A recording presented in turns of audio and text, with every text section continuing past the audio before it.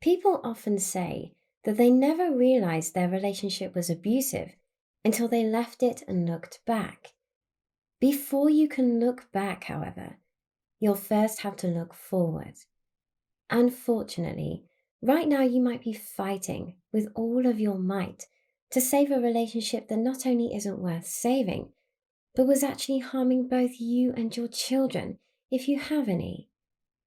Ironically, one of the reasons you may not realize this is that the person you were with has treated you so badly and for so long that they've convinced you, and more importantly, you've convinced yourself that what you have is all there is for you.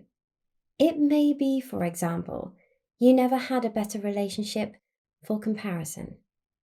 You see, while we will know, at least under the conscious circumstances, if we've been physically or sexually abused, the markers of psychological abuse, also known as mental or emotional abuse, can be much harder to recognize. Yet, in many cases, they are equally as damaging and can leave us with just as many scars.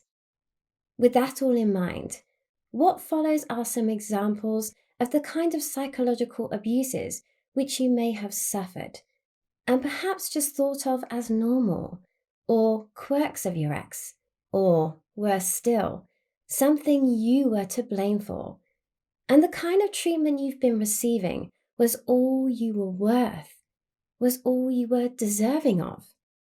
It wasn't, and it isn't.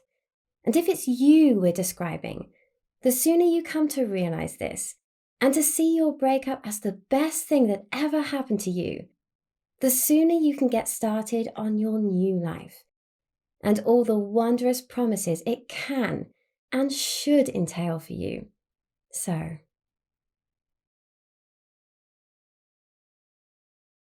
humiliating behaviors are just one part of a torrent of verbal onslaughts that abusers will regularly dish out, and victims, in the absence of an escape from the situation, have to somehow learn to deal with or get over, as the abuser might say. They can be confined to the home at first, but eventually they'll make their way out into public, especially as the abuser becomes more confident and the victim becomes more accepting of them, at least outwardly. They involve 1. Name calling, including labels such as stupid or thicko, and pet names that are anything but cute and complimentary. 2. Constantly insulting your appearance or pointing out you're too this and too that, and not anything like the thing which you ought to be. 3. Mocking you, imitating you, or in some other way making fun of your behaviors and actions, while at the same time telling you to lighten up when you inevitably get offended. 4.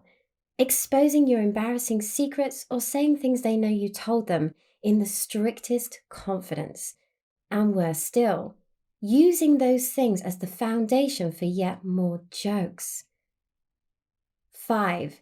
Exaggerating your other non-appearance related faults and shortcomings, especially through extremities and absolutes such as you always, or you never, or everybody thinks, or nobody would do. 6. Giving you lectures on those faults and shortcomings, so they might shame you and guide you toward how they want you to be, or how you should be, as they might think of it. Then there are those little, or not so little things, which they do to make you not only question all that you are, but all that you believe. The things they do to undermine your sense of competence.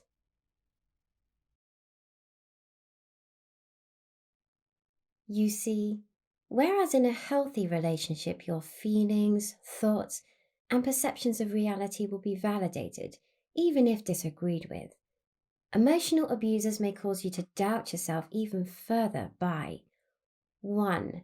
Being dismissive or critical of your thoughts, beliefs, and opinions, especially through sarcasm and other gestures of superiority, such as head shaking and sighing.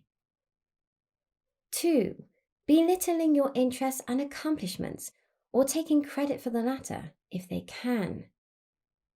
3. Patronizing or talking down to you in some way, as if to enforce and maintain the hierarchy which they innately desire, with them as superior and you looking up at them. 4. Talking over you, cutting you off, finishing your sentences, and making a habit of speaking on your behalf. 5. Challenging, opposing, and rejecting almost everything that comes out of your mouth. 6. Cutting you down when you're contributing to a conversation and confounding the act by saying something like, "The adults are talking now," to which you politely chuckle, and then, given your apparent permission, so does everybody else.